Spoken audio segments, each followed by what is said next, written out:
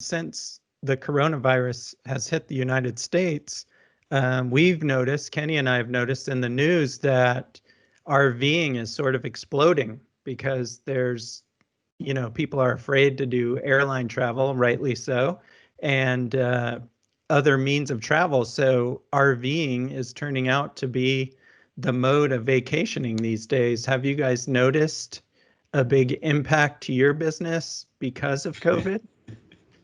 The floodgates opened this summer. It was crazy, and it's still going. Hey, also on the line, I wanted to introduce Richard Salling, who is our Chief Marketing Officer. And actually, Richard brought to my attention the article in National Geographic naming this year the Year of the Camper. Richard, do you want to just kind of talk about that and what we've seen in our own business in just exploding traffic and transactions and rentals? When COVID first hit, nobody really understood what it was. And there was a lot of misinformation out there around it. So we were educating not only the guests, but the hosts that RVing is still one of the safest ways to travel and still maintain what I call physical distancing, not social distancing. But it's still very safe and much safer than a lot of other activities because you can be remote. Yeah. We also have got CDC guidelines adopted for RVing, so hosts are encouraged to kind of provide the gold standard, which is the cleaning of the RV, disinfecting every surface, and then on the morning of pickup, disinfecting every surface again, high touch. And it's not that hard to do an RV. It only takes 15, 20 minutes, a lot easier than a hotel room or a hotel, which you can't really clean that way.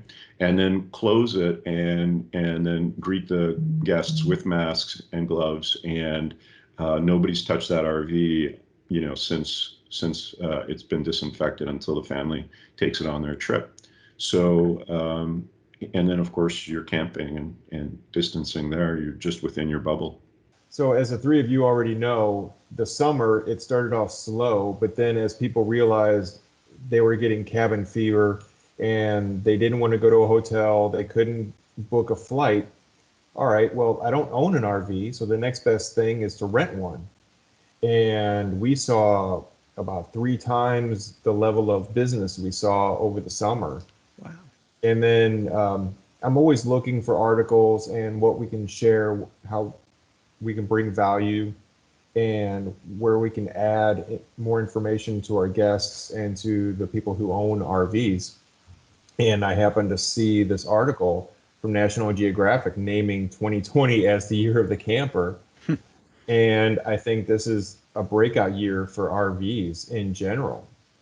I mean, people are starting to realize, wow, this is kind of cool to have an RV.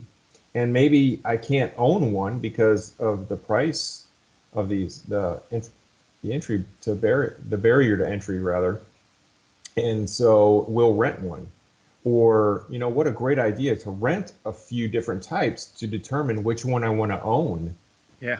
And it's a great way to test which one works best for you. And it's just been phenomenal. And we don't see anything but growth from this point forward.